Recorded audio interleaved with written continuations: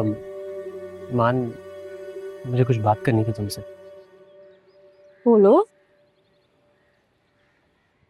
मुझे ऐसा क्यों लग रहा है कि जब से हम लाहौर आए हैं तुम अवॉइड कर रही हो मुझे।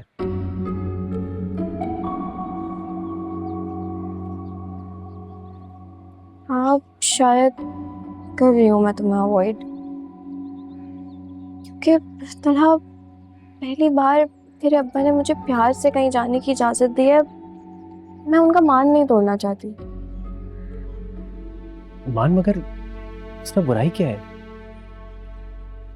हाँ बिल्कुल, इसमें कोई गलत बात नहीं है, लेकिन मुझे पहली बार जिंदगी में अब्बा से इतनी मोहब्बत मिली है तो मैं कैसे समझाऊं, तुम नहीं समझोगे। उन्होंने पहली बार मेरे माथे पे प्यार करके मुझे रुखसत किया है। मैं नहीं चाहती कि किसी भी वजह से वो मुझसे खफा हो जाए। ठीक है, जैसे तुम बेहतर समझो। I'm sorry। It's okay. हाफिज।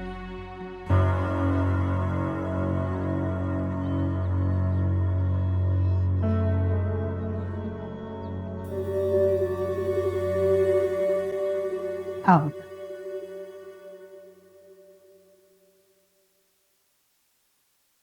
इधर बैठो और मुझे सारी बात बताओ। देखो, हमें हर पहलू से सोचना। नरमीन तुम्हारे अब्बा की सबसे ज्यादा लाडली बेटी। निहाल का कसूर हो या ना हो, नरमीन की आंखों में आंसू लाने का सबब तो बना है ना वो। ये तो तुम जानती हो। जी मोना आंटी, सब जानती हूँ मैं, और मैं किसी का बुरा नहीं चाहती। और इनकार करेंगे तो भी ठीक है।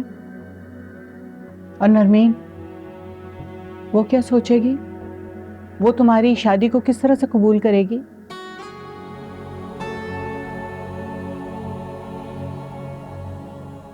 जिंदगी भर नरमीन की उतरन पहन के गुजारी। नरमीन को स्वेटर चुभ रहा है तो माहीन को दे दो। नरमीन कपड़े पहन पहन के बोर हो गई है तो ये माहीन को दे दो, उसको नए दिला दी। शायद जो सफर स्कूल बैग और वाटर बॉटल से शुरू हुआ था वो अब नरमीन के एक्स फियांसे तक आ गया। नहीं नहीं, खुद को इतना कम कीमत नहीं समझते। ऐसे नहीं सोचो। नाटी, मेरी अम्मी नहीं है पर अम्मी की जगह जरूर है। मैं आपसे झूठ नहीं बोलूंगी। मुझे निहाल से मोहब्बत नहीं है, मगर उससे नफरत भी नहीं है। मुझे लगता है कि वो एक अच्छा इंसान है, एक डिसेंट सपोर्टिव इंसान है।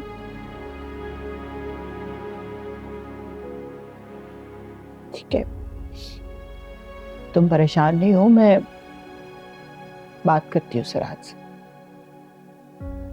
बहुत मासूम हो तुम। जाओ, शाबाश, मुंह हाथ धो लो। सिराज आने वाले हैं, तुम्हें इस तरह से परेशान देखा तो वो घबरा जाए। जाओ बच्चे।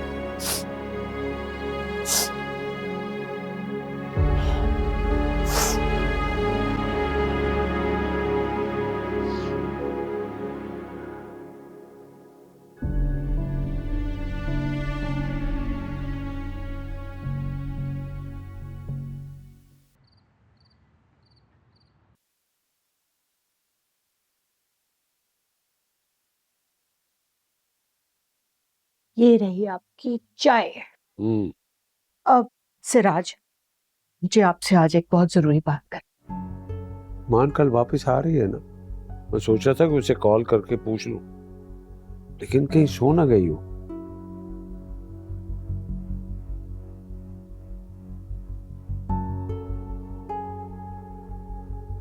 बंजारी को उठा ही नहीं रहा। ईमान को छोड़े ना, मेरी बात सुने। लगता है कुछ सीरियस बात है। है तो सीरियस ही, लेकिन आपको परेशान होने की कोई ज़रूरत नहीं है। बस आप मेरी बात को गौर से सुने और ठंडे दिलो दिमाग से समझे, बस। दरअसल आज निहाल आया था। क्यों आया था? अब तो माफी भी देकर उससे जान छुड़ा ली है, अब क्या लेने आया था? आप आपकी दूसरी बेटी का हाथ मांगने के लिए। क्या कह रही हैं आप? आपने ये बात सुन भी कैसे ली? उसे धक्के देकर क्यों नहीं निकाल दिया? आराम से, सब्र से। मैंने कहा था ना, मेरी बात ठंडे दिलो दिमाग से सुनने वाली है। भाई ऐसी बात कोई ठंडे दिलो दिमाग से कैसे सुन सकता है? आपके कहने पर मैंने उसे माफ किया, वो समझा मैं भूल गया हूं, उसके सारे गुनाह माफ कर दिए। भाई उसने सोचा भी कैसे कि मेरी बड़ी बेटी को धोखा देके दूसरी बेटी का हाथ मांगेगा? देखिए आप फिर जज्बाती हो रहे हैं। नरमीन की जहां शादी होनी थी हो गई, और फिर हम मिडिल क्लास पेरेंट्स लड़के में क्या ही खूबियां देखना चाहते हैं? यही ना कि लड़का देखा भाला हो, शरीफ हो, खाता कमाता हो, छोटी फैमिली हो, अपना घर हो।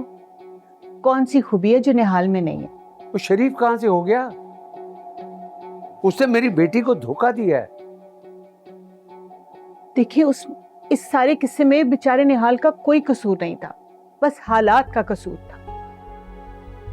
सच माने मैं 2-3 दफा मिली हूं निहाल से, मुझे तो बड़ा माकूल लड़का लगा है, बातचीत में भी बड़ा मुहज्जब, और कह रहा था कि आप लोग अपने मुस्तकबिल का भी तो सोचें, सस्ते दामों कोई प्लॉट खरीद लें और वो हमें दिलवा भी देगा, कोई कमीशन भी नहीं लेगा। सच माने तो माहीन के लिए परफेक्ट रिश्ता है, इससे मुनासिब रिश्ता नहीं मिलेगा हम। भाई नरमीन का सोचा है कि उसके दिल पर क्या गुजरेगी? नरमीन पे जो गुजरनी थी वो गुजर चुकी है, उसकी हो गई शादी, उसने अपने हिस्से की जो दुख झेलने थे ना झेल चुकी, अब वो अपने हिस्से की खुशियां समेट रही है। माहीन को भी तो अपने हिस्से की खुशियां देखने देना प्लीज। तुमने कभी सोचा है कि मोहल्ले वाले और खानदान क्या बातें करेंगे कि बड़ी बेटी को जिसने धोखा दिया उसके हाथ में अपनी छोटी बेटी का हाथ दे रहे? अरे गोली मारे लोगों को। जब नरमीन पे मुश्किल वक्त आया था तो तब कोई आया था अपना बेटा लेके कि लाए नरमीन को हम अपनी बहू बनाते हैं? अभी भी पता है ना कि 2 बेटियां घर बैठी हैं, आया कोई? सब अपने लड़के यूं संभाल के बैठे हैं जैसे कोई बैंक डिपॉजिट हो, अमीर ससुरालियों के इंतजार में। देखें, बड़े कहते हैं घर बैठे आया पहला रिश्ता कभी नहीं ठुकराते।